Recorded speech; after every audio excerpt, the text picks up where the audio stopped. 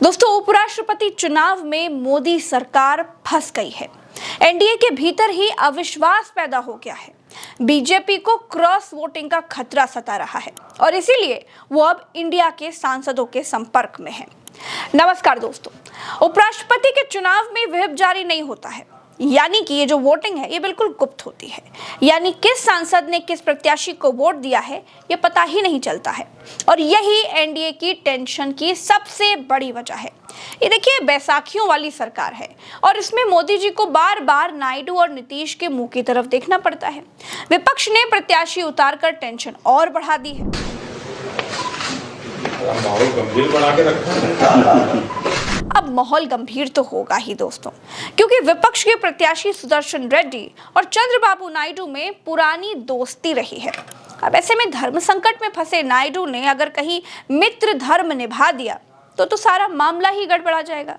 BJP को सबसे ज्यादा जो डाउट है वो नायडू पर ही है और अगर नायडू की ताकत को समझिए तो नायडू के पास टोटल जो वोट है वो है 18, 16 लोकसभा में और 2 राज्यसभा में। ऐसे में नायडू एक बहुत इंपॉर्टेंट फैक्टर है।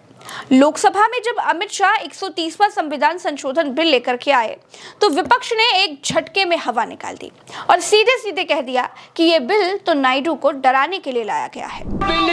This bill is to target the opposition ruling government. This bill is to threaten the people like Nitish Kumar and Chandrababu Naidu. This bill is to blackmail the party.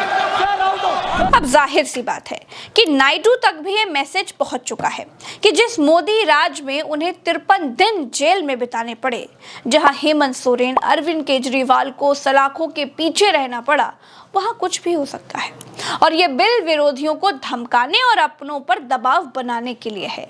लेकिन दोस्तों, नायडू बिल्कुल चुप है, बहुत silent है और उनकी यही चुप्पी भाजपा को बहुत परेशान कर रही है। दरअसल दोस्तों, उपराष्ट्रपति के चुनाव में जो पूरा गेम है वो सिर्फ 30 से 32 सांसदों का ही है। तो अगर इधर से उधर इतने सांसद हो गए तो खेल पलट गया समझिए, क्योंकि दोस्तों जो मौजूदा नंबर है ना उसके मुताबिक एनडीए के पास 422 सांसदों का सपोर्ट है और इंडिया के पास 360 सांसदों का सपोर्ट है।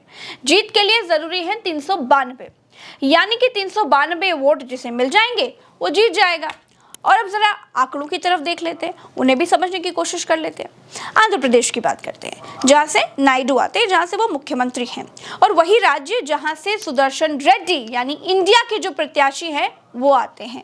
आंध्र प्रदेश में चंद्रबाबू नायडू की पार्टी के पास लोकसभा में 16 और राज्यसभा में 2 सांसद हैं।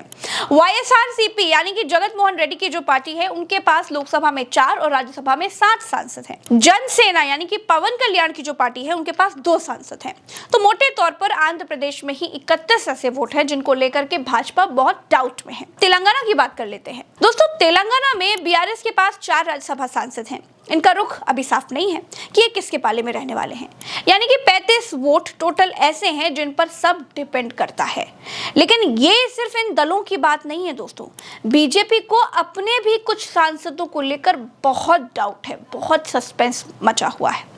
वरिष्ठ पत्रकार केपी मलिक जी ने इस बात का खुलासा किया है कि गुजरात लॉबी को डर है कि संघ के कुछ करीबी सांसद क्रॉस वोटिंग कर सकते हैं। लेकिन आजकल क्रॉस वोटिंग भी हो रही है, कई जगह हुई है पहले, आगे भी संभावना जताई जा रही है कि वाइस प्रेसिडेंट के चुनाव में भी क्रॉस वोटिंग की संभावना है। अब इधर दोस्तों, पहले तो केसी वेणुगोपाल ने कहा कि ये बिल सरकार नायडू और नीतीश कुमार को डराने के लिए ला रही है।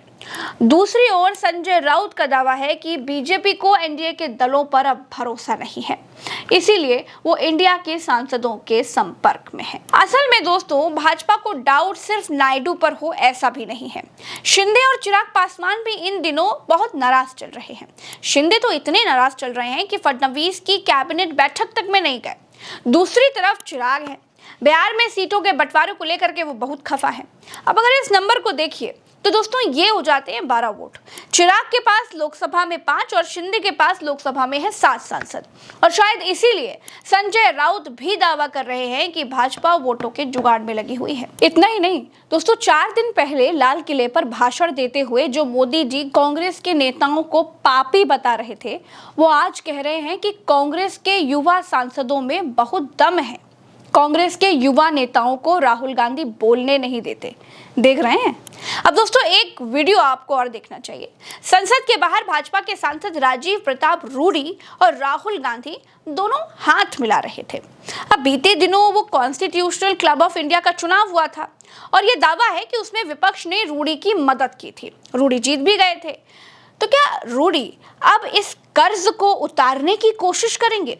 और अगर बीजेपी में ही मोदी शाह से नाराज सांसदों का मन बदला तब तो बीजेपी को मुंह की खानी पड़ जाएगी। इसीलिए शायद मोदी जी को सब कुछ बहुत गंभीर लग रहा है। माहौल गंभीर बना के रखा है। सत्र खत्म होने से ठीक पहले ये बिल लेकर आना और विपक्ष का डंके की चोट पर यह कहना कि ये बिल नीतीश और नायडू को डराने के लिए लाया गया है, यहीं से सारा पासा पलट गया है।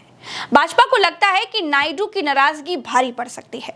उधर राहुल गांधी ने फिर से एक बहुत बड़ा बम फोड़ दिया है। राहुल गांधी ने पूर्व उपराष्ट्रपति जगदीप धनखड़ के बारे में पूछ लिया है कि आखिर वो हैं कहां, वो कुछ बोल क्यों नहीं रहे। The day the vice president resigned, I think Venugopal ji called me and said, vice president is gone. There's a big story about why he resigned. Some of you might know it, some of you might not know it, but there's a story behind it. And then there's a story about why he's in hiding. Why the vice president of India, is in a situation where he cannot say a word, one word, and has to hide. Everybody knows it. Suddenly, the person who used to burst forth in Rajya Sabha has gone silent. Completely silent. So this is the times we are living in. Secret voting और वो भी बिना whip, ऊपर से इस bill का डर दिखाने की कोशिश, इंडिया के सांसदों को अपने पाले में लाने का प्रयास, ये सब दिखाता है कि गुजरात लॉबी अपनी जीत को लेकर के शॉर्ट नहीं है। और दोस्तों अगर नायडू और रेड्डी ने ही खेल कर दिया तो गुजरात लॉबी के लिए तो बहुत बड़ा झटका होगा।